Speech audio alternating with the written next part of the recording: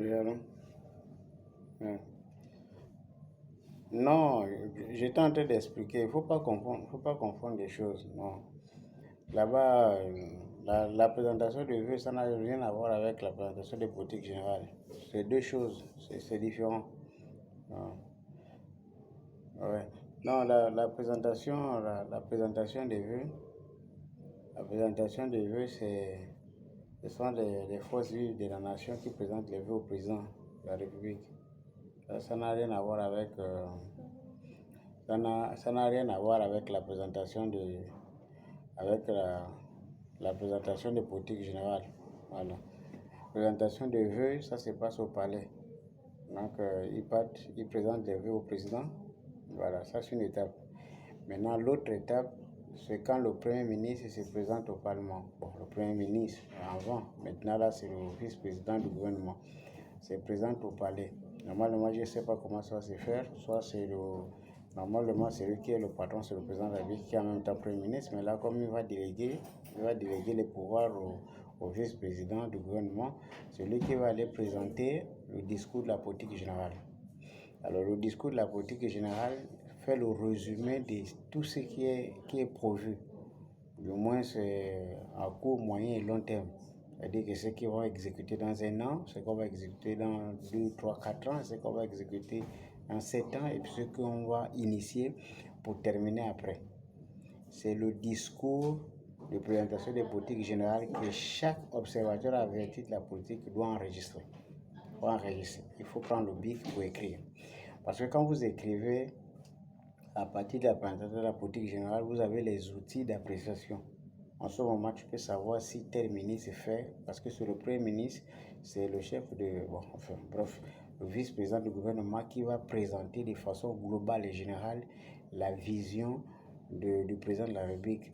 Et puis, il va rentrer dans les détails pour donner les axes d'accélération, donc les projets phares du président. Et voilà, vous avez une idée de ce que chaque ministère serait capable de faire ou pas. Ça, c'est ce que concerne le Premier ministre, la présentation politique générale. C'est sur la base de cette présentation-là que vous allez évaluer chaque année le Premier ministre s'il respecte ou s'il suit les travaux ou pas. Voilà.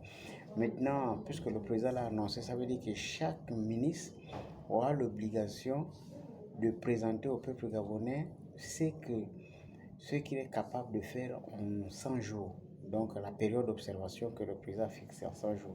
Donc, chaque ministre est censé vous dire ce qu'il va faire dans 100 jours. Le problème, c'est que jusqu'à présent, on n'a pas encore donné le tempo. Les ministres vont s'exprimer quand et quel est l'ordre de passage. Parce que les ministres doivent passer soit à la télé, soit dans les cabinets, et puis on fait un reportage pour que chaque ministre décline ce que, dans l'ordre des priorités des 100 jours, ce que chaque membre du gouvernement va faire. Jusqu'à présent, ce n'est pas qu'on publie. Et je vais vous prendre des exemples parce qu'il y a des gens parmi le peuple gabonais qui ne maîtrisent pas forcément comment est-ce que ça passe, comment ça fonctionne. Si vous avez vu les Gabonais crier longtemps sur Ali Bongo, c'est parce que Ali Bongo avait annoncé qu'il devait construire 5000 logements. Il avait au minimum 5000 logements par an. Et beaucoup se sont appuyés sur ce minimum 5000 logements par an pour montrer qu'il y a eu échec. Si l'échec est visible, c'est parce qu'il y a eu des annonces. Et donc, il faut que quelqu'un dise quelque chose, c'est sur la base de ça que vous allez juger. Donc maintenant, si chaque ministre ne décline pas ce qu'il doit faire en 100 jours, ben, vous disposez de quel élément d'appréciation? Vous allez disposer de quel élément d'appréciation?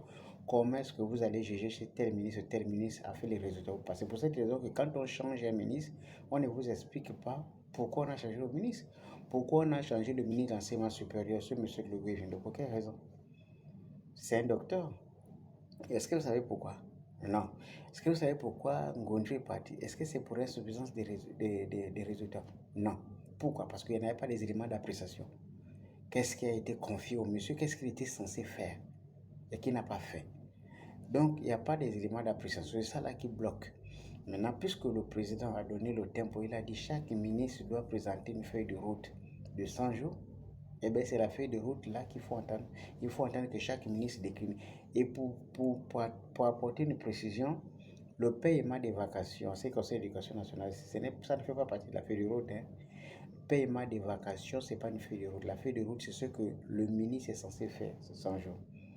Le paiement des vacations est une dette, peut-être expressément même constatée par l'État. Pourquoi? Parce que le paiement des vacations, puisque c'est une activité annuelle, donc le paiement des vacations doit forcément figurer sur la loi des finances de chaque année. Parce qu'on ne peut pas dire aux gens que durant 9 mois ou durant un an, on n'a pas prévu que les enseignants doivent être payés parce qu'ils vont aller surveiller les examens, parce qu'ils doivent corriger les examens. Non, personne ne peut croire à cela. Donc ça, c'est inscrit en loi des finances. Et donc ça, ce n'est qu'un droit. On ne peut pas mettre ça sur le dos des actions posées par le ministre. Il faut que le ministre de l'Éducation nationale passe.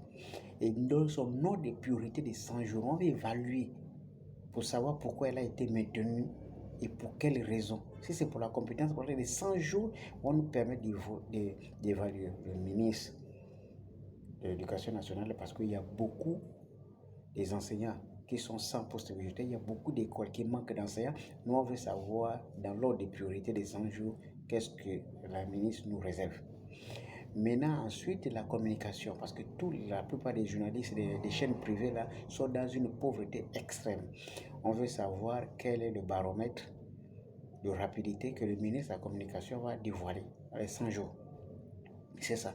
Et pareil, puisqu'on est dans un pays gangréné par la corruption à outrance, on veut savoir ce que le ministre de la Justice prévoit dans les 100 jours. On veut savoir ce que le ministre de l'Intérieur prévoit pour tous les bandits qui braquent dans les quartiers dans les 100 prochains jours. Ce sont ces réformes-là que le peuple attend. Parce que ce n'est pas un projet de la route, on ne le fait pas en 100 jours. Le projet de construction d'une école, on ne fait pas ça en 100 jours. Le projet de réalisation d'un puits ou bien d'un barrage, on ne fait pas ça en 100 jours. Ça, c'est des grands travaux. Les projets de 100 jours, ce sont des réformes.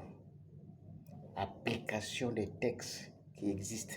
C'est ce qu'on peut faire en 100 jours. Donc, chaque ministre doit passer pour nous expliquer ce que nous allons faire. Et pour finir, je voulais juste préciser, et puis là, je vais interpeller le Premier ministre et le vice-président en charge du gouvernement, qu'avant de partir au ministère de l'Intérieur, eh bien, vous avez les cautions des candidats que vous n'avez pas encore remboursés. Parce que moi, j'ai déposé mon dossier depuis, vous n'avez pas remboursé. Je ne sais pas si c'est un problème de trésorerie ou vous ne voulez pas faire. On nous avait dit que vous n'avez pas le temps de signer, je ne sais pas si parce que vous n'avez pas eu le temps, parce que vous étiez un peu occupé. Maintenant que vous n'êtes plus occupé, vous êtes déjà monté Premier ministre. J'espère que vous avez donné instruction.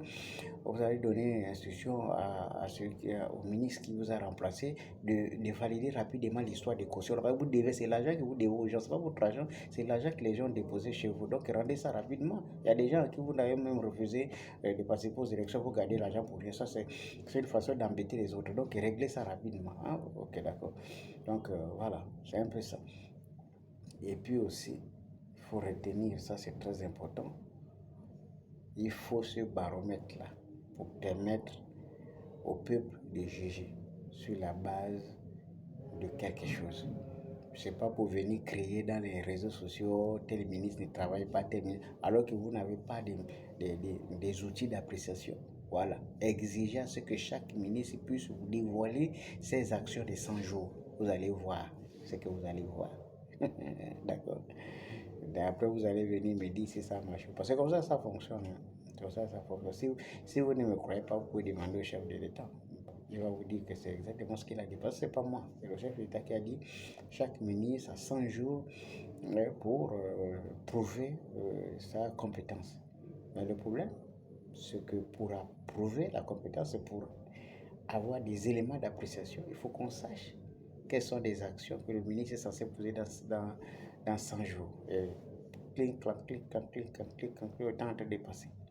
On entend la proclamation des actions rapides prévues dans les 100 jours. Comme ça, on va apprécier, sinon on va nous dire que tel est compétent, que personne n'a bougé parce que tout le monde a réussi. Il faut avoir les éléments d'appréciation de chaque département ministériel. D'accord. Donc, de vous, tiens.